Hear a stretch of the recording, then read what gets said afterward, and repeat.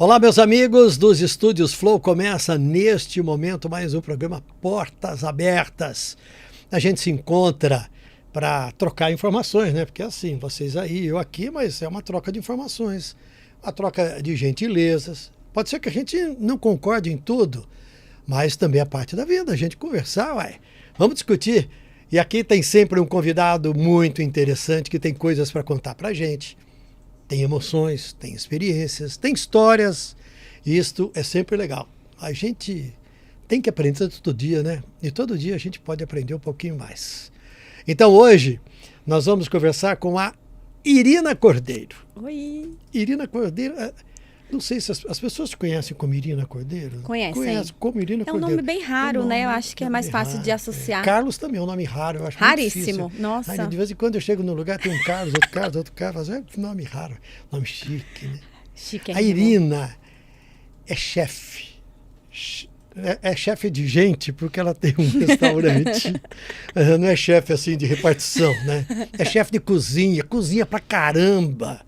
E assim que ela chegou aqui hoje, ela contou para mim assim: hoje é o Dia Internacional do Cuscuz. Exato. Eu já ouvi falar de Dia Internacional de tudo, menos de cuscuz. Fiquei sabendo com você. Quando se fala da data, até a minha equipe esse ano perguntou, é Dia Nacional? Eu digo, não, é internacional, não é uma data brasileira, é uma data do mundo. É um patrimônio da humanidade, né? É muito bonito. E quem que criou? Na verdade, vamos lá, a origem do cuscuz ela é africana, né? Ao contrário do que se entende, que se acha, que tem várias literaturas que falam um pouco sobre ter ali o fundamento mais na cultura portuguesa, só que veio de África antes, né? Ela é uma cultura de povo preto, é lindo. E aí sofreu aquele processo da miscigenação de espalhar aquilo para todos os lugares. No Mediterrâneo, né? Que quando a gente sabe, conhece muito o cuscuz marroquino, mas lá ele já tinha uma origem de semolina, já era um pouco diferente, né? Sei. E aí no Brasil ele se tornou um grande registro que data muito sobre a nossa história da gastronomia brasileira, não só com a mandioca. O nosso cuscuz, o milho, ele faz parte de um dos maiores cultivos brasileiros. E o cuscuz ele está presente em todos os estados. E hoje é dia de comemorá-lo.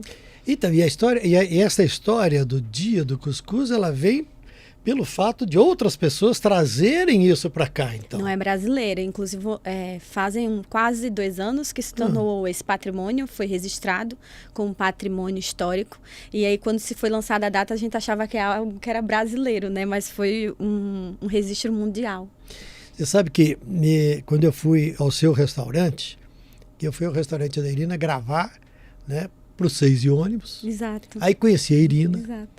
Esta é a segunda vez que a gente está se encontrando. Nossa, quanto tempo, quantas vezes nós estamos contando aí, Irina? Mais vezes, quero mais rolês fora de formal, Rolê né? fora do formal, Por fora do favor. trabalho, né?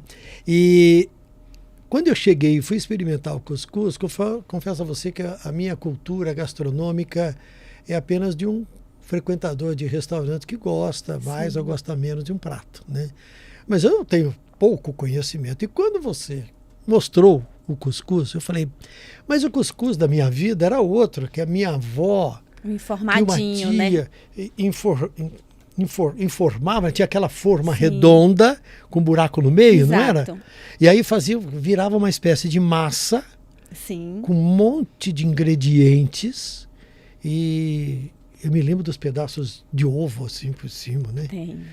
Aí tirava aquilo, a gente cortava em fatias. Aí eu fui comer cuscuz no seu restaurante. Eu falei, mas é completamente diferente. Milhares de nordestinos berram nesse momento, se desesperam. Porque existe Então, essa questão. conta pra mim, o que é uma coisa, o que é outra coisa, quais são as diferenças? É uma grande rivalidade, né? O cuscuz paulista ele surgiu na capitania da Paulistânia, que englobava outros estados, Minas Gerais, São Paulo, Tocantins, até uma parte do Tocantins fazia parte dessa capitania. E ele veio num processo de trazer dessa cultura, né? Lembrando que a população nordestina foi a grande responsável pela construção dessas grandes metrópoles, né? Se a gente pega Brasília, São Paulo. Sim, sim. Eu sempre falo que um paulistano ou ele tem uma avó ou uma bisavó nordestina, de algum lugar veio, porque foi esse povo trazido para se fundar essa grande capital. E aí veio mudando essa característica da comida, né? Não tenho nada contra, não gosto tanto. Tem o seu valor, né? Faz parte da história dessa capitania. Inclusive, é uma comida que é paulistana mesmo, a gente às vezes se perde, né? Que comida é paulista, né? Vem de vários lugares, a gente conhece muita comida italiana, tradicional, mas o cuscuz paulista, realmente, ele ainda leva esse nome de ser paulista, porque ele surgiu nessa capitania. É um patrimônio da cultura alimentar de vocês. Mas é totalmente diferente do cuscuz nordeste. Primeiro, ele não é nem feito com a base que a gente faz cuscuz lá. Lá a gente faz ou de farinha de milho ou de flocão de milho. O cuscuz paulista, ele é feito de farinha de milho, que é uma farofa flocada, assim, que é tipo de fazer farofa mesmo. É bem diferente. Não é feito com a mesma base. Eu acho que tudo melhoraria se o nome fosse bolo de milho. Que é um bolo, né? É um bolo informado, não teria hate nenhum, não teria nenhum problema se a gente tivesse um outro nome. O cuscuz do Nordeste é esse prato que é mais ancestral, que é bem mais parecido com a cultura raiz africana, que é esse cuscuz feito no vapor, né? Que ele é feito numa base de vaporizar esse milho, que é um processo de reidratação, porque o flocão nada mais é do que o milho seco ralado. É isso. Era o mesmo milho que se dava para animais, o mesmo que se secava nos baldes, os milhos que não eram selecionados para venda e tal. Eles eram secados em baldes, se dava para galinhas, mas também se ralava e se fazia esse cuscuz. E é um processo de reidratar esse milho. Então, ele é puramente milho. É muito bonito. Então, agora, então, você está falando desse cuscuz paulista ou paulistano, como você prefere, é melhor paulistano, prefere chamar, paulistano. Paulistano. Aí tem o cuscuz marroquino. Exato, que é de semolina, ele nem leva milho, né? Ele tem outra base. E tem o cuscuz da Irina. Que é um cuscuz... E aí, cuscuz... Nem é nordestino, eu gosto de falar, é um cuscuz potiguar, né? Potiguar. É um cuscuz potiguar, porque ele, de fato, é feito do jeito que no RN se come. Porque a gente também segmenta muito nessa questão do que é Nordeste. Parece que é um grande grupo onde tudo é igual, só que são vários estados com culturas e sub-regiões, inclusive com cultura alimentar totalmente diferente. E o cuscuz do RN é o cuscuz soltinho, que também é parecido com o cuscuz da Paraíba, né? A gente tem uma micro-região que se chama Seridó, inclusive, que ela fica entre o estado do Rio Grande do Norte e da Paraíba, que está ali na divisa, e lá surgiu a grande cultura alimentar do estado da Paraíba e do estado do Rio Grande do Norte. Então, a comida se parece muito desses dois lugares. Tem suas peculiaridades, mas é bem semelhante. Mas o cuscuz de Recife, o cuscuz de Salvador, o cuscuz do Piauí, todos são feitos de forma diferente. Sei. E o que acompanha o cuscuz ali no prato também tem variações. Sim, é tudo que você quiser. O importante é que tem o cuscuz. É uma grande base. Eu acho que como para o Sudeste o arroz é esse grande integrante do prato que acompanha e vai com tudo, o cuscuz para o nordestino é essa grande base. A gente nem consome tanto arroz assim. Ou é farinha de mandioca ou é cuscuz. E aí a gente come com tudo.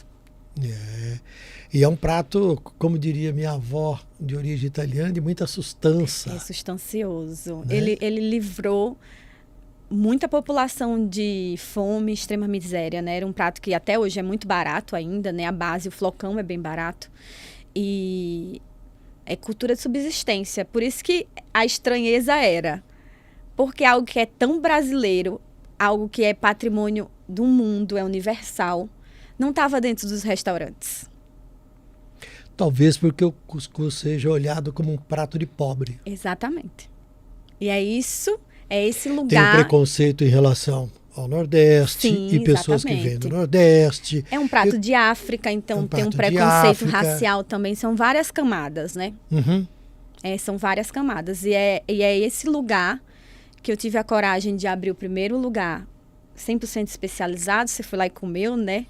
E trazendo um outro recorte que contempla ao redor desse cuscuz. Não é mais pobreza, sabe? Lá são plantas vivas, são de diversidade, os talheres são muito bons, a louça é muito boa, para dizer que essa comida também é brasileira e ela merece estar em todos os lugares. Sem dúvida alguma. E é uma questão mesmo só de rejeição sem nenhum sentido, porque se o prato é bom, se não sei o que é bom, se não sei o que é bom, se outra coisa é boa, por que não incorporar, por que não usar e não aproveitar, Exatamente, né? Exatamente. Você foi ao MasterChef e teve coragem de fazer cuscuz? Teve. Eu fiz muita coisa nordestina lá, assim, coisas que são... Eu fui uma menina que pude viajar muitos lugares, eu aprendi comida do mundo inteiro. Quando você sai de um lugar humilde, você acha assim, até na faculdade a gente aprende que a base é francesa, você vai ter que estudar outras coisas. E tecnicamente é importante o conhecimento, né? Assim, se você vai para uma academia, se eu vou estudar gastronomia, eu vou ter que estudar tudo de fato. E eu, durante muito tempo, valorizei essas outras culturas, né? Mas sempre tinha uma consciência que era muito interessante. A comida da minha avó sempre era melhor. Sempre tinha isso. E aí no programa... aí, né? Mas a da minha avó é muito boa. Eu acho que a gente tem essa recordação afetiva, né? Sempre a comida dos nossos tem outra simbologia, né? Ela tem vários contextos junto. E aí, quando eu fui pro programa, eu fiquei os primeiros episódios um pouco perdida, porque eu estava lá competindo com pessoas que trabalharam em Michelin, teve experiências no mundo inteiro, pessoas tecnicamente muito fodas assim, na gastronomia, com renome, com nome, com tudo, né? Todas as patentes que poderiam ter, tinham. E eu era só uma menina que cozinhava de beira de praia, basicamente. Amostrada, né? Porque tem coragem de ir pra lá. Cozinhando em beira de praia, competir com essa galera é meio louco. E aí, o primeiro episódio... Deixa eu fazer um parênteses aqui. Você cozinhava em beira de praia onde? No Nordeste. Eu dava consultoria para vários lugares de roteiro de charme, restaurantes em lugares turísticos.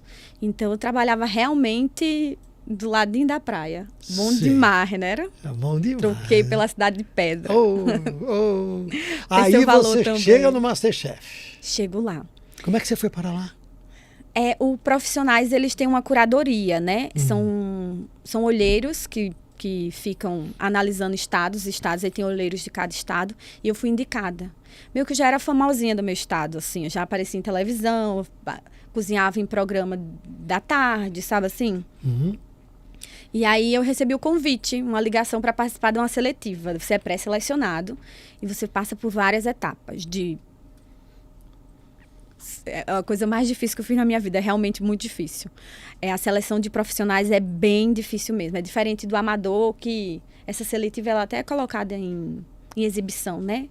Vai sendo eliminatórias. O profissional, essa parte ela é off, ninguém vê.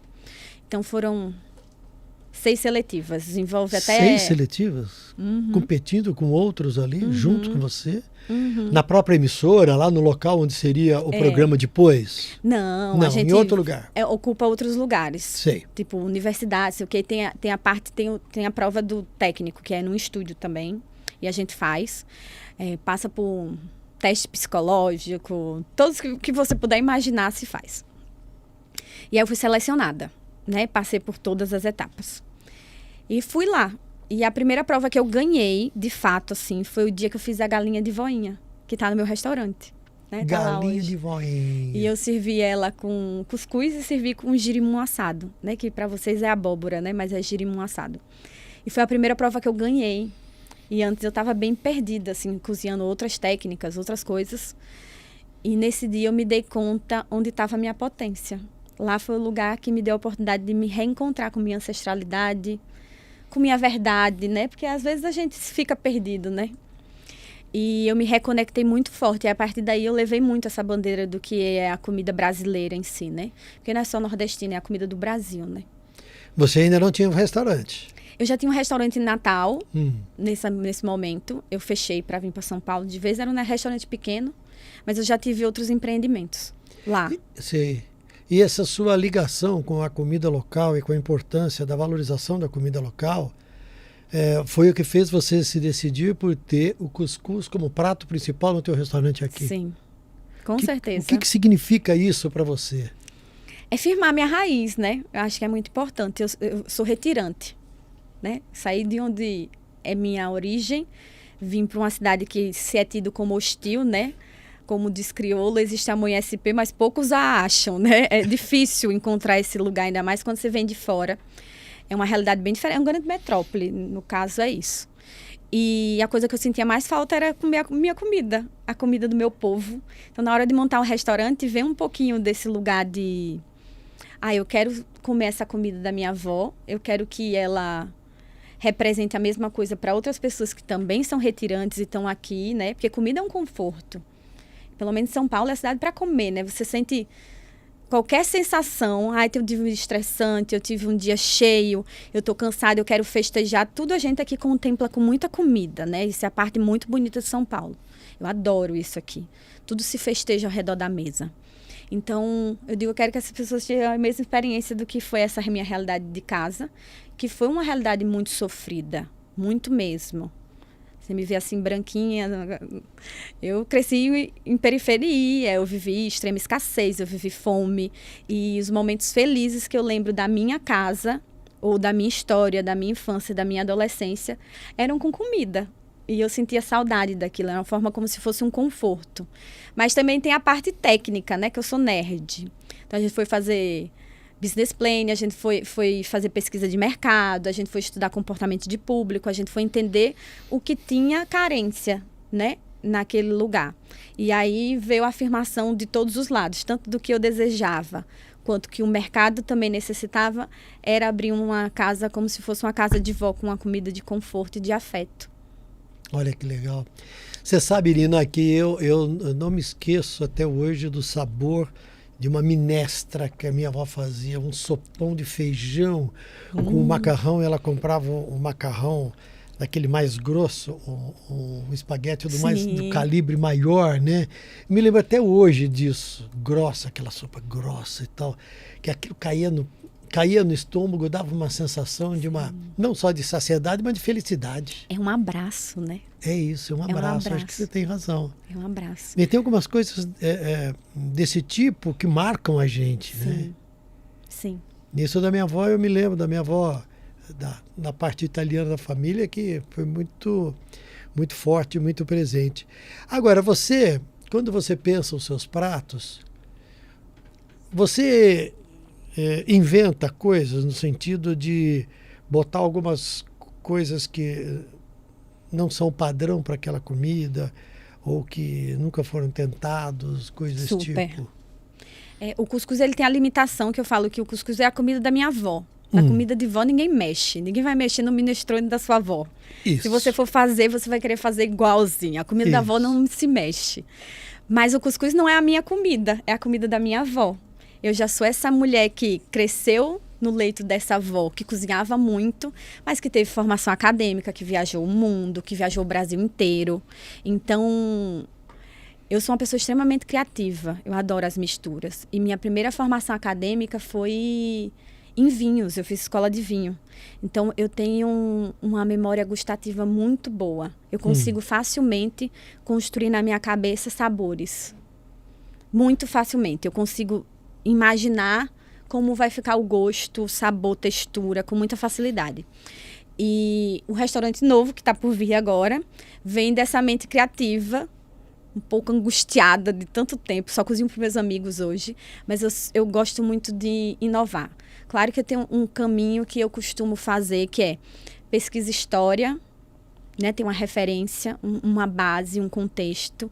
E aí eu, com muita responsabilidade, porque eu acho que também deve haver, eu intervenho de algumas formas. Mas eu sempre falo que minha cozinha são frutas e frutos, porque eu gosto de frutos do mar, eu gosto de muitas frutas. A gente é um país tropical, eu venho do Nordeste, a gente tem uma variedade de frutas, assim, vasta. E eu gosto de misturar esses dois universos. Ah, que legal. Frutas O que e chama frutos. muito a minha atenção, para mim, é um sinônimo das misturas que para mim não agrada. Você vai amar? É quando chega o cream cheese na comida japonesa. Jamais. Aí eu olho lá e falo, não, minha querida, eu adoro a comida japonesa tradicional. Essa é a falta de responsabilidade. Padrão, como se um samurai tivesse Exato. feito aquela comida, Sim. né? Eu não quero cream cheese, eu não quero invencionistas, eu quero a comida tradicional japonesa. Sim. De vez em quando eu fico meio chocado, porque aqui no Brasil as pessoas gostam. E a gente vai comer coxinha por aí, tem coxinha, por exemplo, de tudo. De tudo. Mas coxinha Tem de de tudo feijoada. fica boa Tem também, coxinha né? de feijoada. Não, tem um bolinho de feijoada, é gostoso. Um bolinho de feijoada. Mas É tem bom. coxinha também de feijoada. Ah, é? É.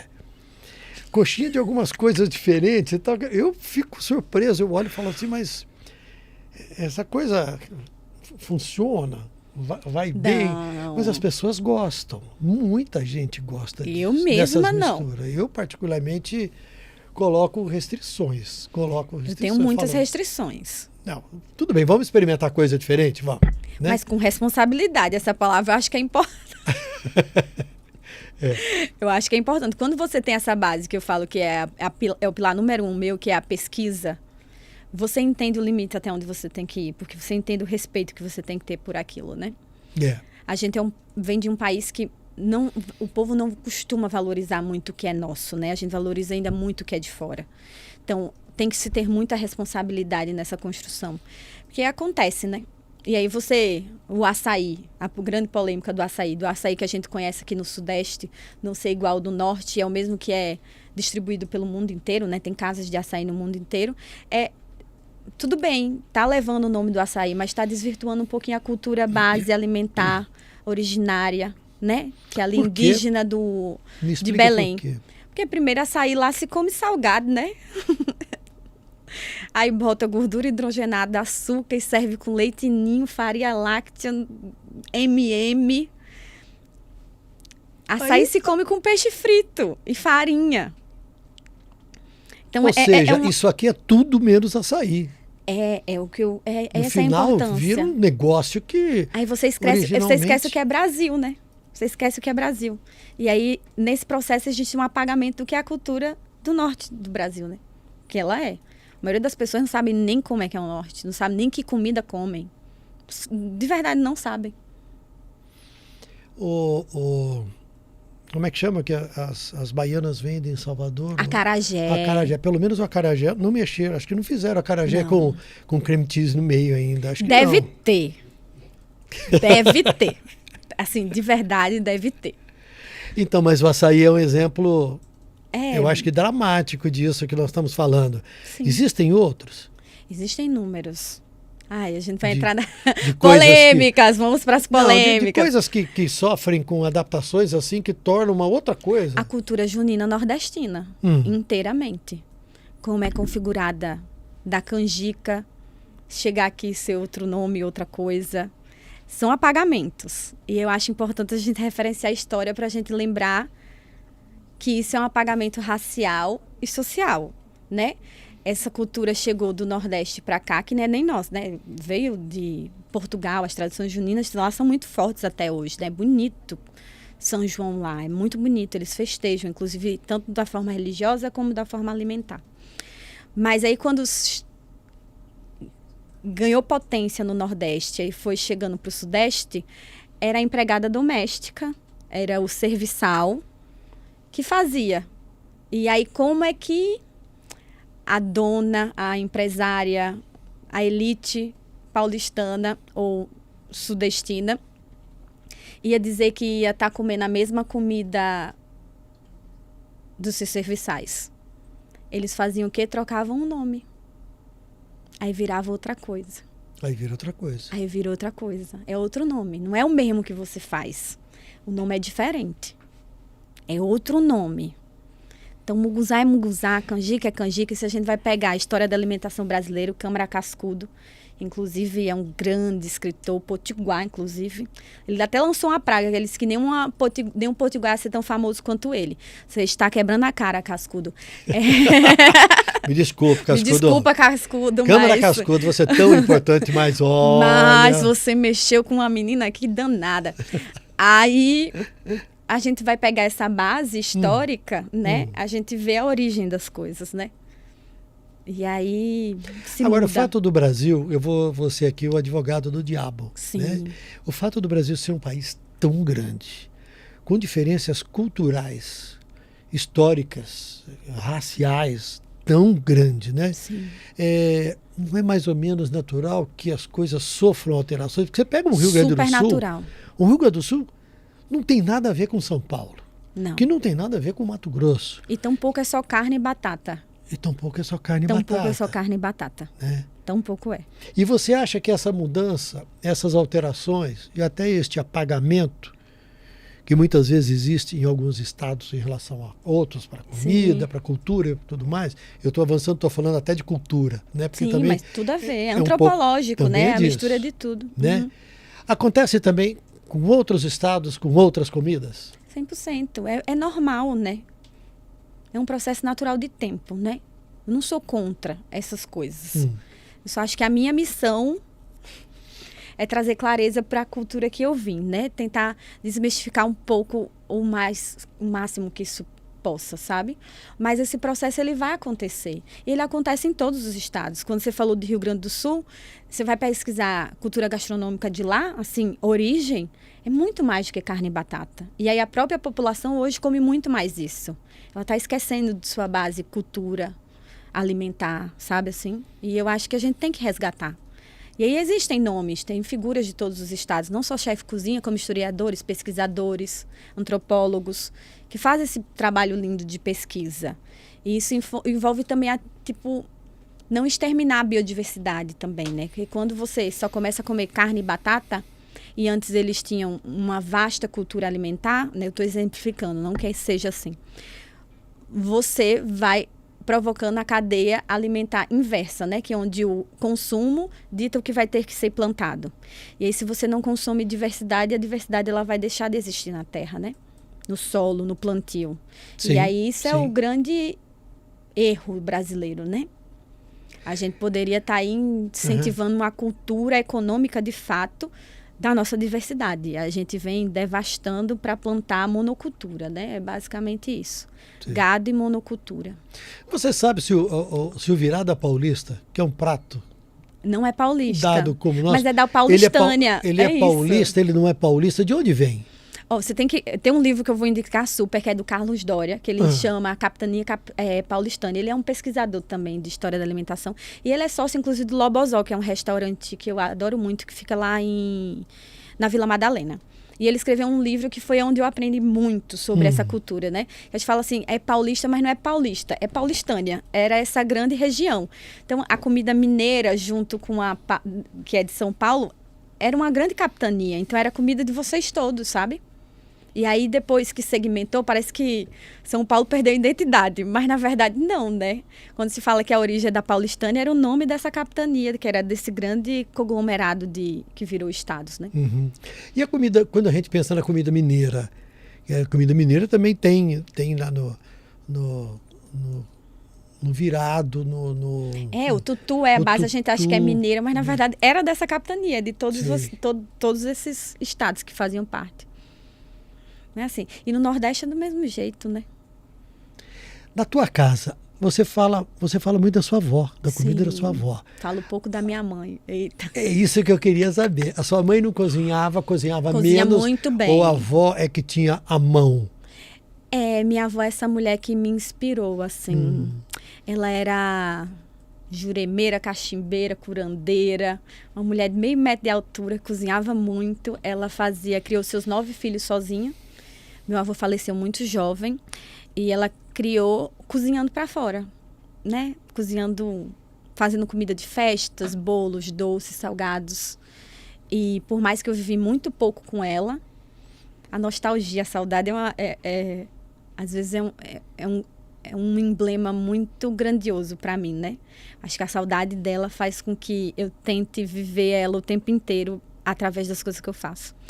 Então, ela era essa mulher que entendia que, para mim, é que diferencia, talvez, da minha mãe. Sim. Tudo bem. Para mim, a comida da minha avó, ela tinha consciência que era cura. Ela entendia que a comida dela tinha poder de cura. O quintal dela, eu fui TEDx, né? Fui speak, e aí foi basicamente sobre ela. O quintal lá de casa era mato de curar. E a criança não entendia aquela ruma de mato crescendo. Era ervas, uma família que escassez financeira, a única forma que você tem de curar e cuidar da sua família são os matos, né? Então ela era uma grande conhecedora. Garrafada, lambedores, chá, infusão, macera não sei o quê, bota casca de tomate para corpo remoso, cicatrização de pele. Então são muitos saberes que eu carrego que ela me trouxe. E para mim a comida é isso. Eu não acho admissível você comer algo que vai te adoecer. O Mediterrâneo tem muito isso também, né? A dieta alimentar ser algo muito rica que vai curar a população, né? E a gente vem vindo de um processo não só de cultura, de plantio e de comportamento de consumo de ultraprocessados, né? Então, Isso eu tento inverter. Eu acho que a gente tem que servir saúde no prato. E a minha avó me ensinou isso. E até hoje, eu sei fazer as garrafadas, os lambedores, as infusões. Me bota dentro do mato que eu sei reconhecer tudo. É mesmo? Benzimento. Carrego tudo que ela deixou. O meu avô ia para o mato trazer ervas e raízes, e ele fazia e dava chás para os filhos. Faço isso até hoje. Para os netos, e uma série de coisas. E eu, moleque que era, olhava aquilo.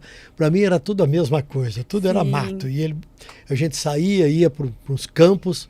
E ele voltava cheio com suas raízes, seus ramos, suas folhas, né? Seus troncos, seus pedaços de madeira. Tudo. Lá, né? E a gente tem outra coisa, que os amargos na cultura de cura, né? Nas bases de cura, porque os remédios vêm de coisas que se alimentam, né? Tudo vem disso. Então, se você come bem, vai ser sua melhor cura mesmo. E os amargos, que é a coisa que a gente mais tem repulsado como sociedade, é o maior poder anti-inflamatório. A gente tem que consumir amargo. Então, as doenças derivadas são de falta de você comer muito amargos. Quanto mais amargo, mais poder anti-inflamatório, mais autoimune você fica. Isso está provado? Sim, provado, autenticado, registrado. Aqui o pessoal, onde está amargo, toca açúcar ou adoçante. Pronto. É esse o problema. Tá vendo? Aceitem o amargo da vida. Você gosta da ideia da Rita Lobo? Adoro. De rejeitar o tempo todo os industrializados que alteram, que botam um monte de conservantes, de produtos químicos. Sim, os industrializados não são ruins. A função da indústria ela foi bem benéfica, até para uma questão de emancipação social da mulher, né? Porque esse lugar é onde a mulher era refém. Quando a indústria começou a produzir alimentos, a mulher pôde trabalhar, pôde ter com mais facilidade de deixar uma comida para o seu filho. Então, é muito importante para o universo feminino. Não sou contra. Agora, o ultraprocessado é quando tá cheio desses indulgentes que fazem mal. São camadas, né? Tipo um tomate pelato na Itália. Na Europa em si, né? Isso é muito bonito, porque os industrializados lá são diferentes, né? É minimamente processado. Tomate pelato é só uma lata, tomate e um pouquinho de sal. Isso não vai te fazer mal.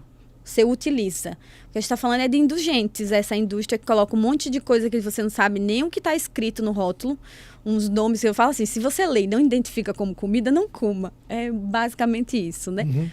Mas deve-se haver um equilíbrio. Nesse sentido de, existe sim um movimento, novamente eu vou falar, que o consumo, ele dita a produção. Então a população, ela está mais preocupada com a saúde. Cada vez mais as gôndolas dos produtos saudáveis, né, mais conscientes, eles vêm aumentando. Antes era uma prateleirinha, agora são seções, tem muito mais orgânicos nos lugares, tem lugares especializados só em orgânicos, porque o nosso consumo está mudando.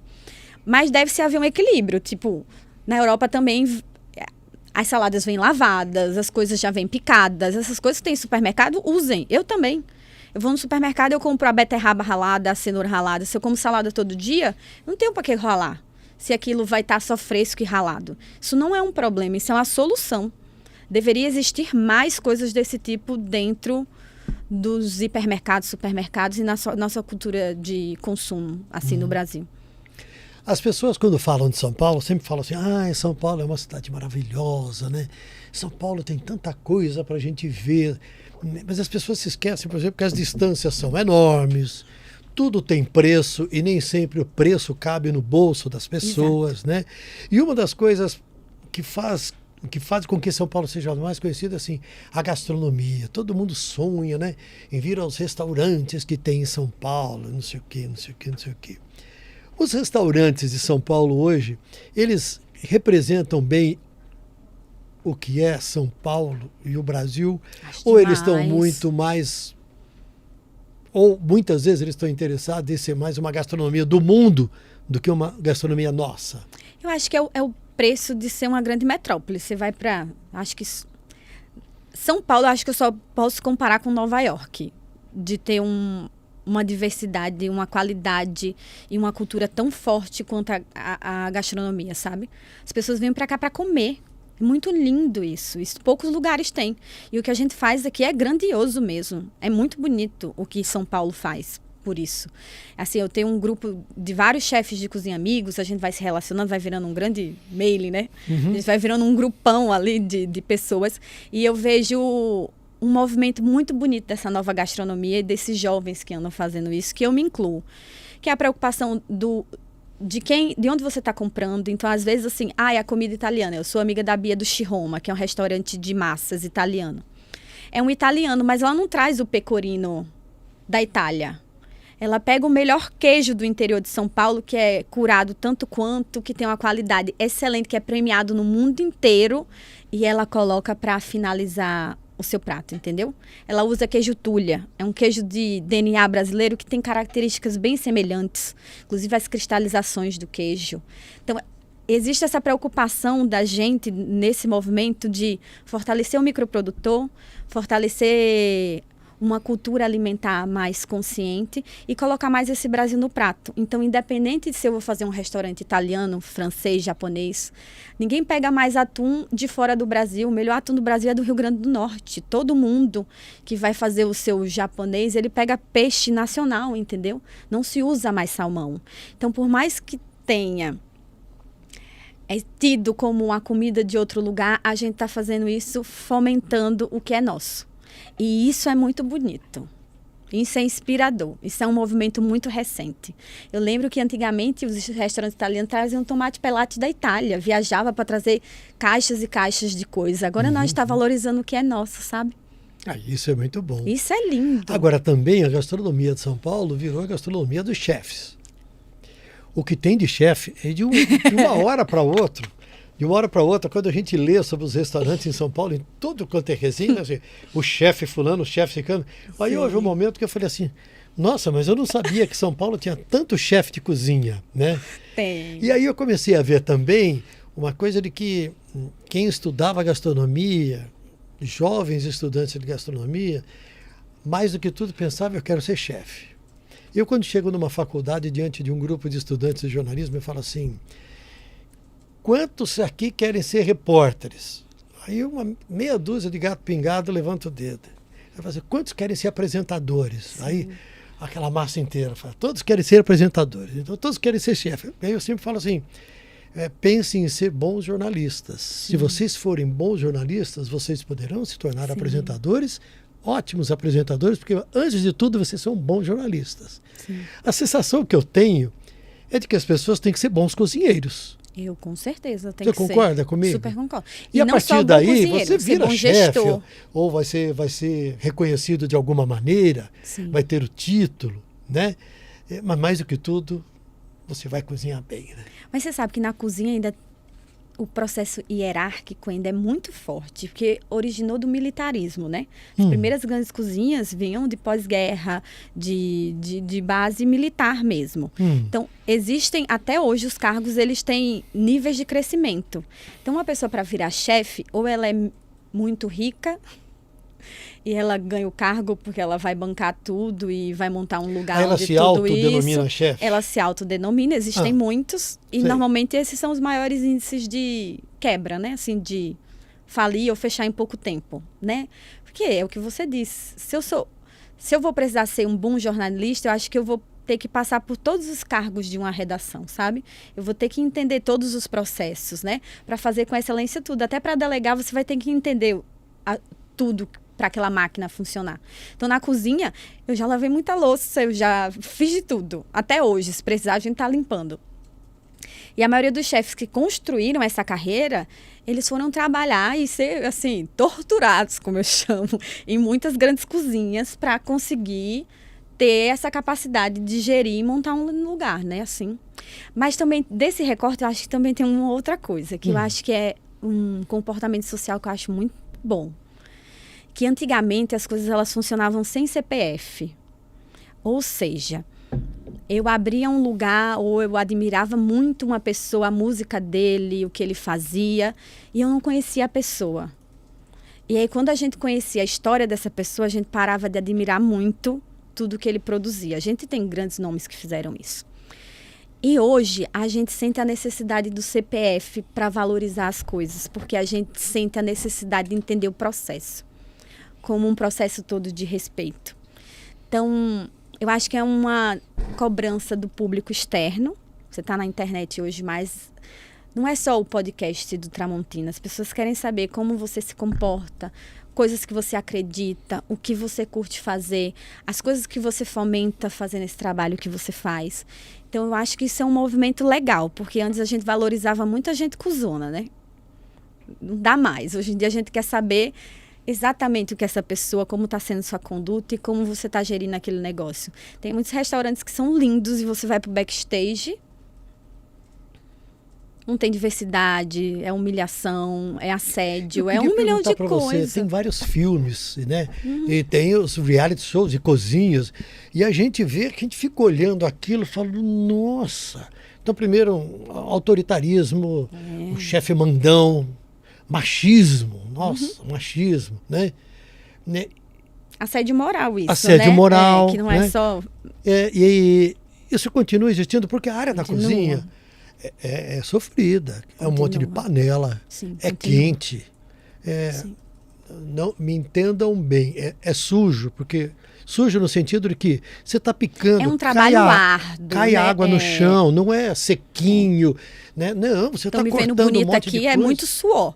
Muito suor. É um luta, trabalho braçal, trabalho manual, duro, é trabalho tal qual um duro. pedreiro, é isso aí. Ainda existem estas situações que a gente vê em muitas séries. Ainda mais da filmes. galera mais conservadora, né?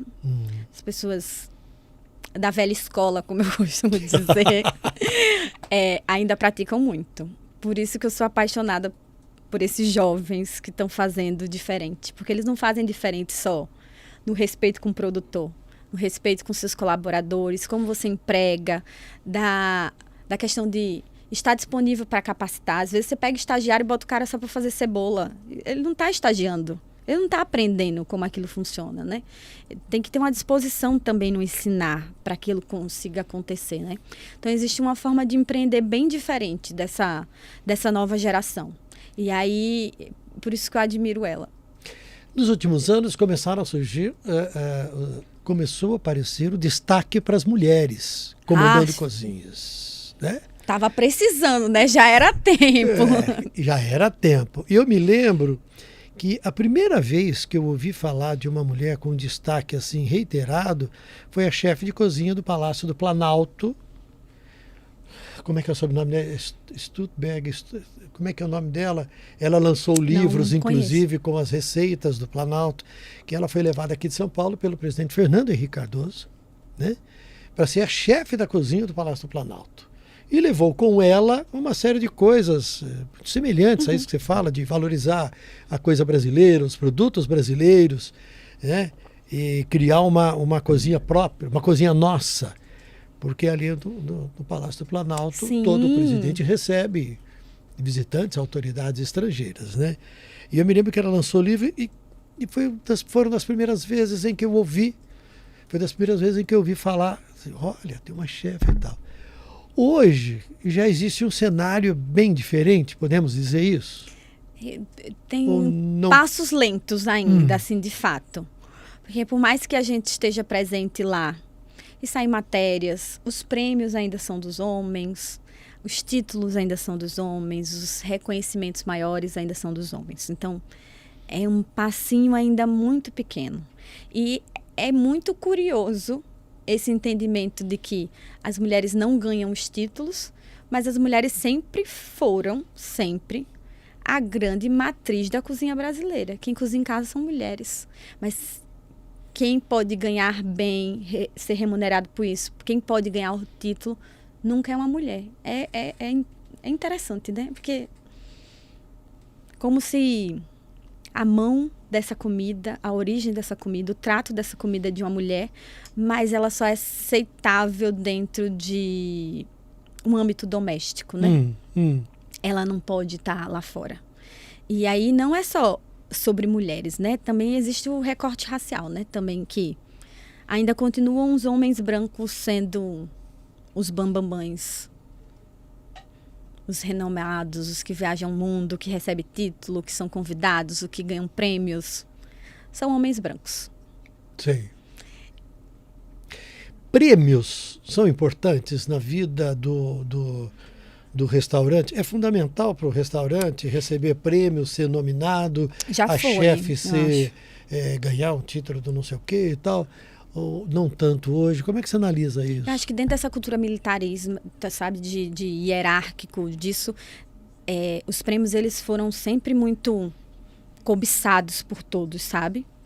Só que o movimento da internet trouxe uma benéfica, creio eu, porque ele democratizou. Antes você precisava desses prêmios para ir para alguns lugares. Você mesmo vai em lugares comer e as pessoas que te assistem, elas vão nesses lugares comer. Isso, hoje em dia, traz mais alcance de público do que título. E, para mim, hoje em dia, é bem mais importante. Você democratizou esse ambiente. Essas mulheres estão aparecendo mais, essa diversidade racial está aparecendo mais, a diversidade alimentar também está aparecendo mais por conta da internet. É digital. A internet se impôs, né? Impôs Nossa, um outro muito. tipo de atitude, né? Ou exigiu um outro tipo de comportamento. Exatamente. E quem fazia de outro jeito, até esses prêmios estão correndo atrás. Eles têm que estar no mundo digital. Então, às vezes, eles não notam alguém que talvez não notaria, mas a internet mostra tanto que ele vai ter que ir lá e reconhecer aquela pessoa, né? Eu fui gravar num restaurante que eu não me lembro o nome, vou pedir perdão para a dona do restaurante, que era uma mulher trans, né? Um lugar muito legal, numa casa, numa esquina, na Vila Mariana. O Raul tá por aí, Raul? Não, o Raul não está aí. O Raul foi comigo gravar lá e talvez ele me ajudasse a lembrar só para mandar um abraço para a turma do restaurante. E a primeira coisa que eu falei para ela quando eu cheguei, falei: me desculpa, me ajuda a não falar bobagem. Como eu te chamo? Mas é isso mesmo que tem que fazer. Ela. Né? Ela falou sim. Eu falei: eu te chamo de mulher trans. Porque na entrevista, inclusive, nós tratamos disso. Como é que foi, toda a ressignificação dela, o aprendizado, as dificuldades. Isso é muito importante, né? Tramontina. Nós tratamos na entrevista com ela. E todos os funcionários do restaurante são trans. São pessoas trans, gays, bissexuais. Ela dá espaço para isso, né? Há 15 anos, isso era impraticável, impossível, né? Sim. E eu vou contar uma coisa para vocês: no restaurante dela só tem mulher. Tem o macho da relação. Como é que é? O macho da relação, que é o Guilherme, né? Só tem um boy. Aí eu cheguei lá e ela me apresentou: esse aqui é o macho da relação. Quantas são as mulheres? É o único branco cis. O único branco cis que tem na casa. O resto lá, a gente tem cotas, é diversidade mesmo. Do Cuscuz são 16. Nas outras empresas são mais mulheres, são só mulheres e mulheres diversas, né? A gente tem lideranças pretas, eu faço cotas mesmo. Sim. A gente tem pessoas indígenas, a maioria são LGBTQIAP+. Eu acho que se a gente quer trazer essa diversidade do público que frequenta, porque tem lugares que a gente vai, a gente não vê nem pessoas pretas sentadas, é bizarro, eu acho bizarro. A gente tem que ter essa diversidade dentro da nossa equipe.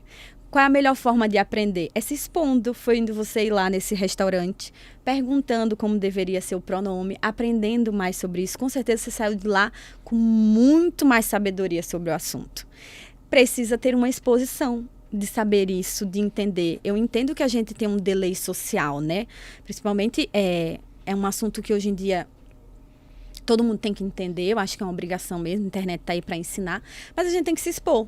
E eu aprendi muito mais também lidando com todo mundo, porque vai além de um pronome, né? Quando você contrata pessoas trans, você tem que aprender uma série de outras problemáticas e recorte, porque eu sou bem amiga da Emprego Trans, que ela tem um projeto lindo, maravilhoso. E quando eu fui contratar a primeira menina, eu liguei para ela: o que é que eu faço? E ela tem uma cartilha de como proceder. Porque é uma pessoa que sofreu muito socialmente. Os calos são outros, as necessidades são outras, a sua escuta tem que ser outra. Então, é um processo, né, para você começar. Você não pode só contratar uma pessoa, eu vou botar a diversidade, eu vou jogar ela aqui, vou deixar todo mundo desrespeitar, eu vou deixar o cliente desrespeitar. Não é assim o processo. Você tem que oferecer toda uma estrutura que acomode, comporte e torne confortável aquele ambiente para aquela pessoa. E eu aceitei essa missão, né? Lá a gente é bem diverso e é maravilhoso. E vocês têm conseguido trabalhar desta maneira, alcançando esse grau de conforto, de cooperação com base em comportamento e respeito? Quero muito crescer mais para poder contratar PCDs. Eu acredito muito nisso, assim. Eu sou cercada desse universo. Meus amigos são diversos. Minha rede, o que eu vivo, o meu entorno é diverso. Então, eu quero poder, cada vez mais, poder investir. São pessoas muito dedicadas, que é o contrário do que se pensa, né? Às vezes só falta uma oportunidade mesmo, né? As lideranças que são do cuscuz, que são pretas, tem a Carolina, que é minha chefe, a Amandinha, que é chefe de bar. A Amandinha começou como atendente, ela nunca tinha sido atendente. A gente treinou, ela foi evoluindo de cargo no salão, teve a oportunidade do bar, ela aceitou de se desenvolver, e a gente foi ensinando, dando cursos. O cuscuz, ele paga cursos. Se eu quero que uma pessoa preta seja líder, ela não teve acesso a muita coisa na vida dela. A empresa, ela tem que investir naquilo, né? É uma capacitação, é a oportunidade que a sociedade privou. E a recompensa disso, você tem a certeza que ela é imensa, né? Ela é imensa. Vai muito além do que o dia a dia, né? É ótimo. A Carolina começou como bar e hoje é minha chefe de cozinha geral das redes do cuscuz. Olha que legal. Ela é incrível, foi aprendendo tudo. Eu tenho um amigo com quem trabalhei na televisão, que o filho adolescente, num determinado momento, assumiu a homossexualidade, né, de uma forma muito firme e tal, mas ele passou a enfrentar uma série de problemas por ele não saber como tratar disso, como encaminhar as relações dentro de casa, que é um desafio. Sim. E ele mesmo conta dos problemas que teve, dos choques que ocorreram, quando em determinado momento ele fala: ô, meu filho, você não... Aí o rapaz fala: eu sou sua filha, você não entende isso, né? Aí ele: me desculpe, ainda tem um não binário. Eu não aprendi, eu estou aprendendo. Mas eu vivi alguns processos. É difícil, é um processo. Sim, eu tive, né? alguns amigos que transicionaram, assim, que eu conheci performando num gênero que era desconfortável, e depois assumiram o gênero da sua escolha. É normal também, assim, durante um tempo eu fiquei chamando o pronome errado, às vezes errava no começo. Era uma fase de transição não só para a pessoa, como era para mim também, né? Então, a família, ela vai ter que viver isso, né? Agora, então, faltando com respeito é sempre ótimo, né? Isso. E tendo a humildade de falar: olha, eu não... Desculpa, Me desculpa, me ajude a entender, ou me ajude a tratar melhor ou corretamente, ou da forma mais legal. Né? Eu sempre falo que a gente tem assim: como é seu nome? Hoje em dia a gente pode trocar essa frase por como você gostaria de ser chamado, porque a pessoa vai colocar o pronome que ela quer, o nome que ela quer ser chamada, e vai ficar mais fácil a comunicação depois. Então, troquem. Como você gostaria de ser chamado? Muda de qual é seu nome. Aí a pessoa já vai responder. Porque tem outros recortes. Além de ele e ela, tem todos os outros pronomes. Tem as pessoas não binárias que se identificam com os dois gêneros.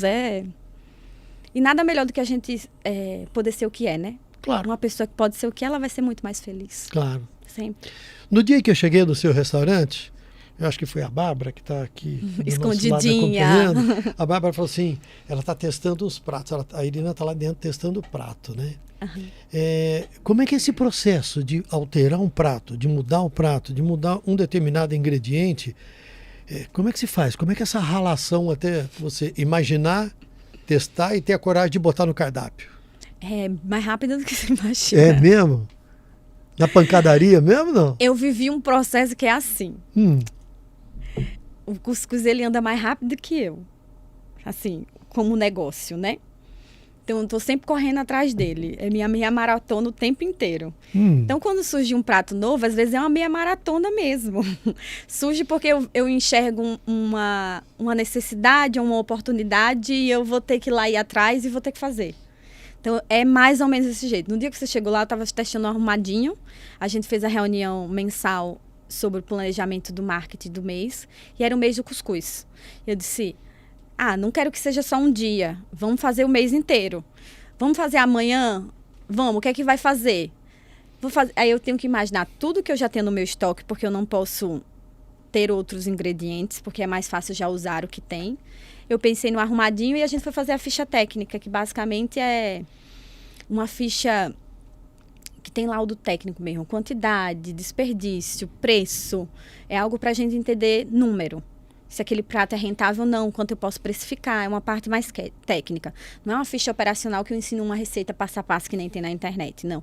É algo que eu levanto todas as necessidades. Se lá tem alguma observação, vou colocar também. Se é sazonal aquele ingrediente, eu vou saber que vou colocar tudo lá. Então, um respaldo mais técnico.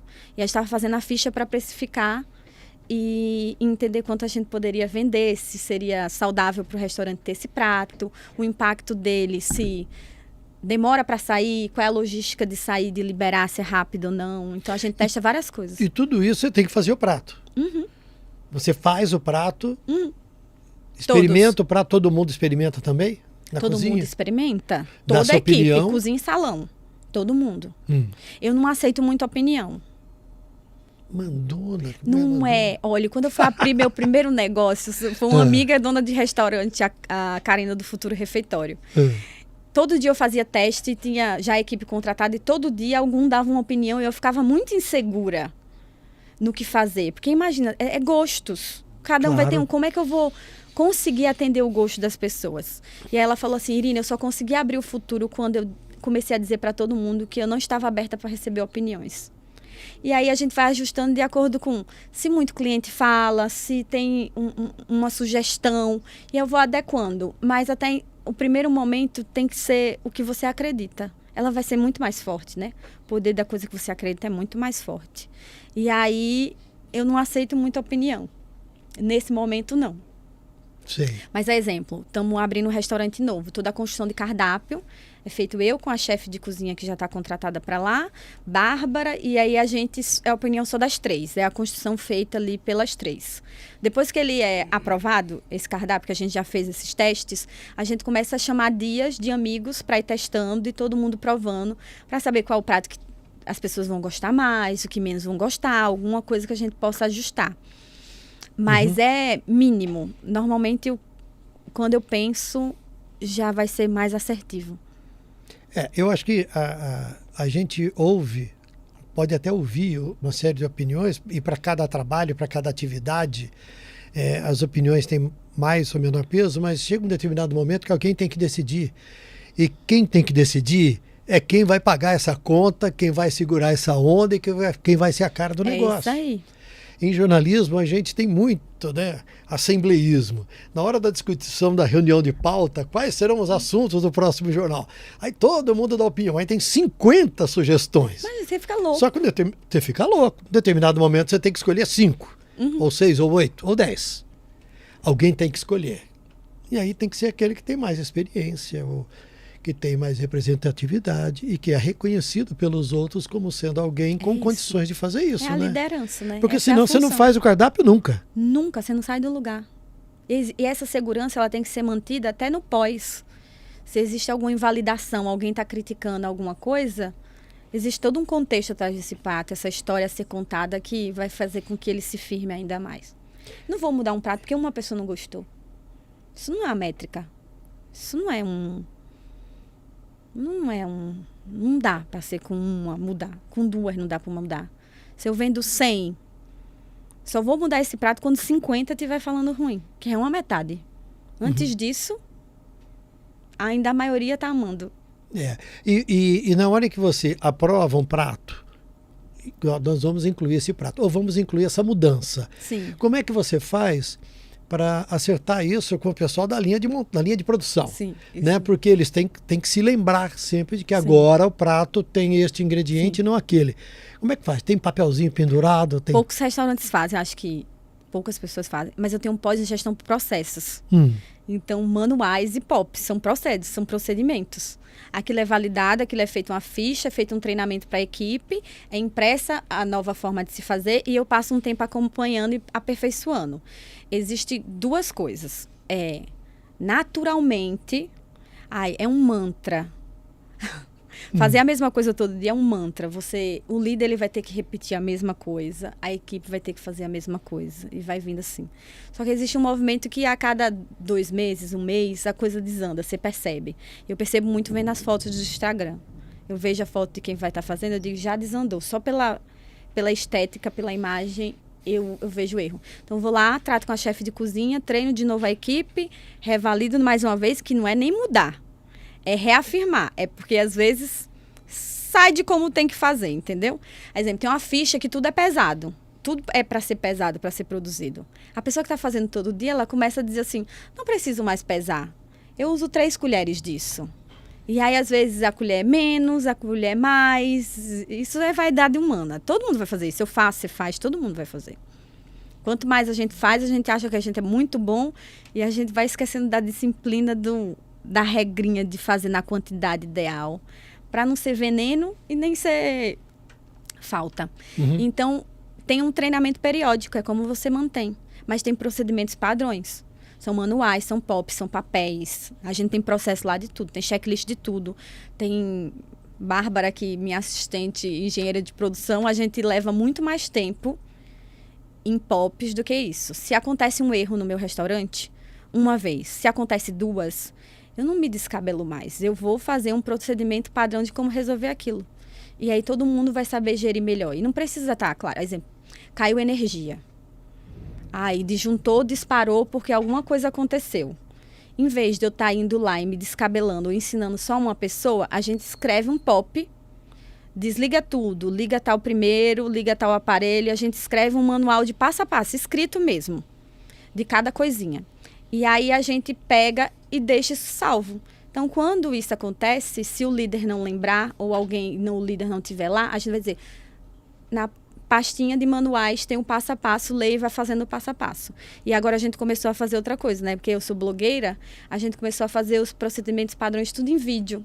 Porque também a gente trabalha com pessoas que não têm acesso à educação básica, né?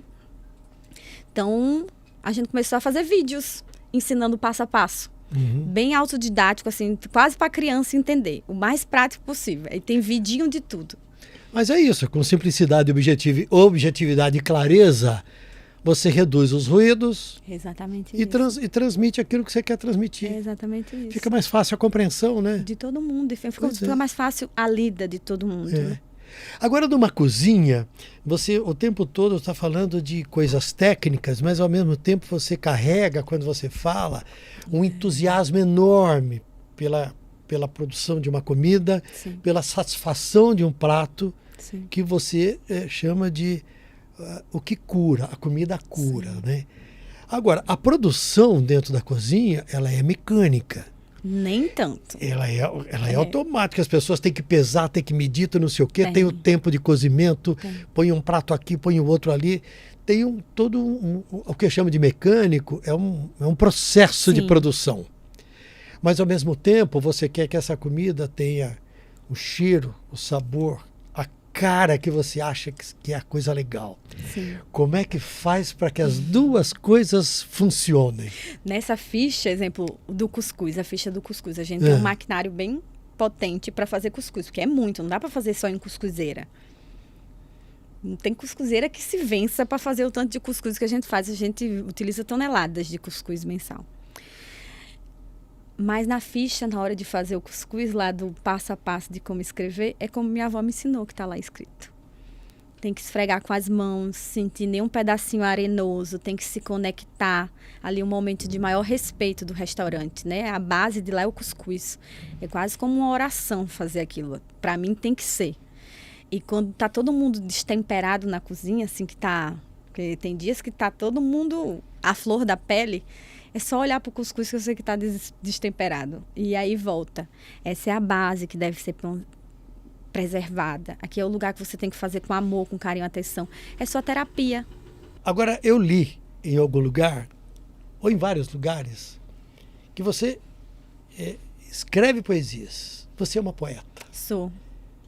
Tal qual Coralina, né? Que ela era uma cozinheira poetisa. Nossa, essa menina, como é que é? Esta menina do Rio Grande do Norte não é fácil, não. Não é fácil. Câmara Cascudo que não sabia, Nossa. E aí você publicou? Ainda não. Você não publicou? Até fechei com a editora. Exatamente. Livros, eu fechei com a editora. Só que, vamos falar mal da editora. Eu conheço bem isso, eu já publiquei 3 livros, conheço bem essa história. Quando você fecha com a editora antes de terminar a obra, ela gosta de intervir, né, no processo. E aí te dá um boicote artístico, né? Te dá um negócio assim, bodiei. Não quero mais. Não era quero assim. mais brincar assim. Eu escrevo de outra forma, né? Mas a poesia, para mim, sempre foi uma forma de deixar a vida um pouco mais bonita, né? Eu comecei a escrever, acho que eu tinha uns 13 anos de idade. Foi no processo de separação dos meus pais. Eu já lia muito, sempre gostei de literatura no geral. Eu sempre amava poesias. Eu me encontrava com as minhas amigas, era para de noite ficar ouvindo poesia falada. Sempre amei muito. Sou fã de alguns grandes poetas, assim. Gosto muito de iluminismo, a título de leitura e de escrita. E quando meus pais se separaram, a escrita ficou mais forte, porque eu não tinha acesso a terapias, psicologias, essas coisas, nada. Eu vivi o pior momento da minha vida, de todo tipo de escassez. Eu só tinha a arte mesmo para deixar aquilo um pouco mais feliz. E eu comecei a escrever poesia sobre esse momento que eu vivi. Então, eu tenho poemas desde 13 anos de idade. Então, eu tenho um arquivo suficiente para escrever tudo. Durante o tempo, eu fiquei com medo de publicar isso, porque era compartilhar muito de mim, né? Desse momento que eu não abria tanto para todo mundo ainda. E também não abro ainda muito, não. Ainda é um pouco... É meu íntimo. E foi uma virada de chave quando também comecei a conseguir escrever sobre felicidades. Que eu também só escrevi sobre tristezas, né? Então também era quase um condutor. Eu tinha que estar triste para escrever. E hoje em dia eu escrevo sobre tudo. Eu escrevo sobre cotidiano, contos, poemas. Hoje eu tenho uma vasta capacidade de escrita, assim. E qual é o papel dessa escrita no seu dia a dia? Você tem uma série de atividades relativas ao seu trabalho, sim, que é em restaurante, você é uma empreendedora, tem um monte de responsabilidades, sim, pessoais, sim, gastronômicas, sim, legais, jurídicas. Qual é o papel da poesia em relação a tudo isso que é o outro lado daquilo que você faz? É justamente de trazer a arte para o meu dia a dia, né? Minha vida é muito técnica, meu horário é cronometrado.